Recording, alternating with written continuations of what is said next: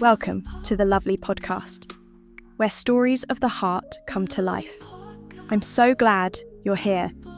Today marks the beginning of something very special, our first ever romantic story series.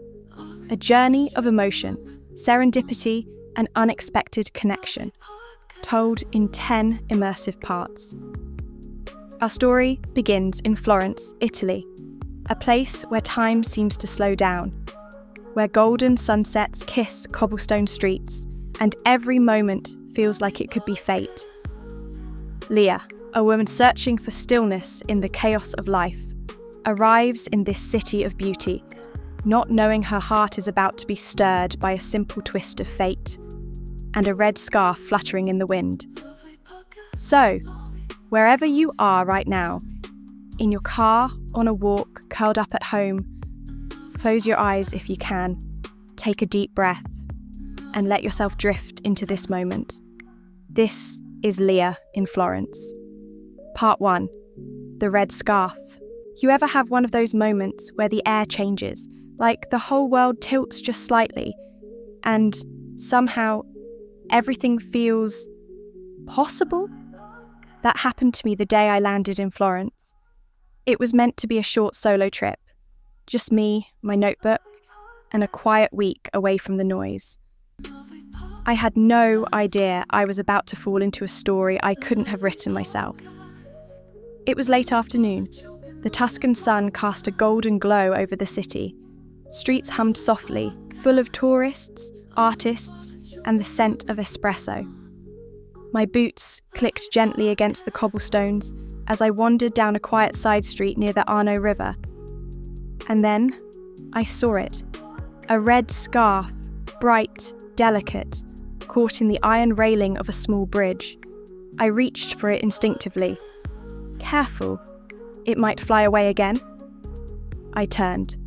He stood a few feet behind me, tall, with messy dark hair and this gentle smirk. He wore an old leather jacket and held a sketchbook under his arm. "Oh, I didn't see you." Not many people do. I blend into the background, until a red scarf appears. He stepped forward, and for a moment the world quieted. His eyes, hazel with flecks of green, met mine. Not in the polite, passing way. It was like he was reading me. "Is it yours?" "No, but I kind of wish it was." "You should keep it. Maybe it's a sign." I smiled, unsure why I suddenly felt so light, like Florence had just become magic. "Are you always this mysterious? Or is it just for tourists?" "Only the ones who rescue scarves." We stood there not saying anything for a second too long. I don't know what made me say it, but the words just came out. "Do you want to get a coffee?" His smile widened. "You beat me to it." I was going to ask the same. We sat in a cafe with steamed-up windows and tiny silver spoons. He told me his name was Marco, a painter, born in Rome, living in Florence for inspiration. He showed me a sketch he'd drawn that morning. It was of the same bridge where we met. "You were already there." "I was sketching when I saw the scarf land. Then, you." He sipped his espresso and added softly, "And I knew I needed to speak to you." I know it sounds like a movie. Believe me, I would have rolled my eyes too. But something about him felt sincere, like he didn't want anything from me, except maybe one more moment. I didn't know then that this would be the first chapter of something unforgettable, that a red scarf and a cup of coffee would lead to days that changed everything. But I do know this. The way Marco looked at me that day, like I wasn't a stranger, like I was someone he'd been waiting for. And just like that, my world shifts with the wind and the whisper of a red scarf. Florence, with its golden light and lingering magic, has only just begun to unfold its secrets.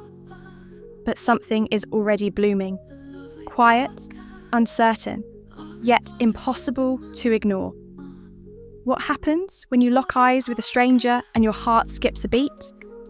What if that moment wasn't a coincidence at all? Thank you for listening to the lovely podcast. This was part 1 of Leah in Florence, a story of slow-burning love, destiny, and everything in between. Part 2 is coming very soon, where I return to the piazza, but this time I'm not the only one looking. Will I find him again? Or was it all just a beautiful passing moment? Make sure to follow and subscribe so you don't miss a heartbeat of this unfolding story. And if you loved this episode, we'd be so grateful if you shared it with someone who still believes in romance, fate, and love at first glance. Until next time, stay open, stay curious, and keep your heart just a little bit dreamy.